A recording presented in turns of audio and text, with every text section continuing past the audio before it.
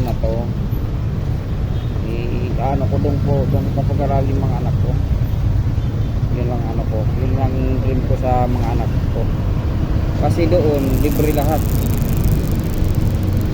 papasok ka na lang doon.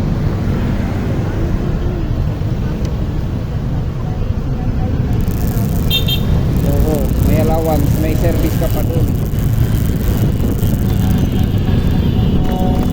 Yung gastos mo na lang doon, ano, pagpasok na lang, pagligo, yung naka-uniform ka na lang, ano mo, pera lang yung problema nito sa atin.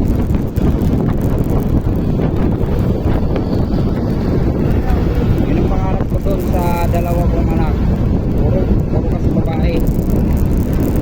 So sa akin yun lahat, kukunin ko talaga yun. Pag sinuwerte ako makalos ako, bahala na lang, bahala yung asawa ko kumama sa akin o hindi. Ha? Eh okay lang ma'am, eh kung may asawa naman dito ng iba, hindi ano silbi, diba? Siyempre ang example sa 10 years, sa 10 years ka lang na di magluloko yun,